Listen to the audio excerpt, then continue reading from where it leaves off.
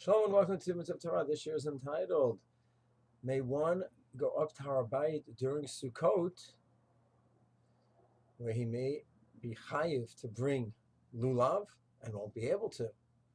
Fascinating question. Obviously, the question is for everyone, for all Jews in the world.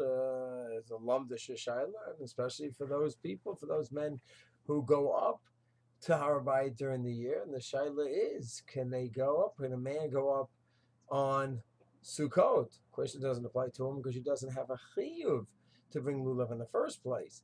But a man has an obligation to bring a lulav, and maybe when he's up on Har Habayit, he has to bring a lulav. So here's the background. The pasuk in Vayikra in Emor, it talks about the Chagim, says that regarding lulav, that all of Klal Yisrael must bring on the first day we all have to bring lulav and esrog around the world. And then it says, and in addition to the whole world bring on the first day, lifnei Hashem, before Hashem, for 7 days it must be brought. Now, what does that mean, before Hashem? What does lifnei Hashem mean? We know dal lifnei miat haomed, wherever you are in the world. You could be in Bangkok, you could be in China, you could be in Australia. You lifnei Hashem. Dal lifnei miat haomed. Show us the one you stand in front of, Hashem. So over here, lifnei Hashem is not some kind of spiritual idea of recognizing in front of Hashem anywhere in the world. It's a geographical place. And the question is, what is that place?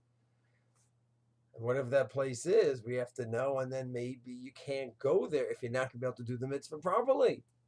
So we have the Mishnah, and the Gemara is in Sukkah, Lulav Hagazul, third parak, Daf Mem Aleph, where it says that we bring it for 7 days, but in the Medina, only 1 day. What does the Medina mean?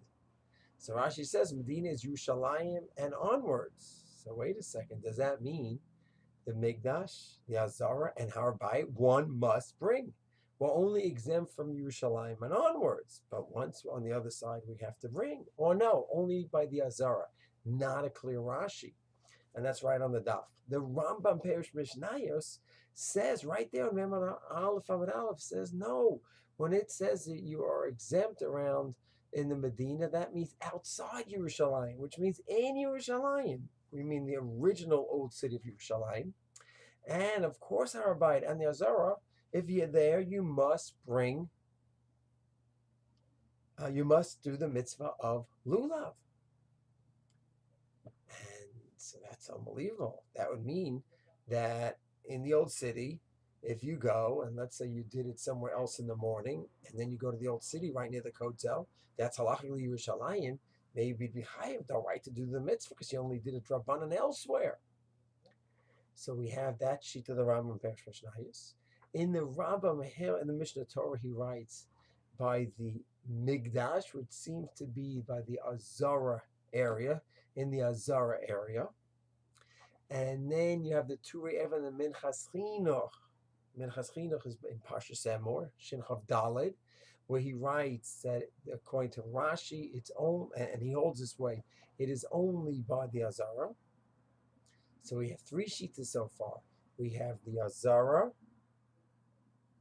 we have the Yerushalayim area, and the third shita is the Chassam Sofer. He says the Har Habayit. And then Rav Meir Simcha says actually the Mikdash. You need the Mikdash itself. So there's 4 shitas altogether. What is Lifnei Hashem? When I have to bring the Lulav 7 days from the Torah, is it Rav Meir Simcha, the actual Mikdash itself? Is it the Makom Mikdash, the Azara, that's the Turei Even, Minchas Chinuch, possibly Rashi as well, and the Rambam in the Mishnah Torah? Is it the Har Habayit, that's Chassam Sofer? Or is it Yerushalayim, the old original Yerushalayim, the old city of Yerushalayim? That's a Rambam in the Perish Mishnayos. 4 different shitas. Next year we have to see where we're going to go with all these shitas and how do we apply it l'maseh. Shalom.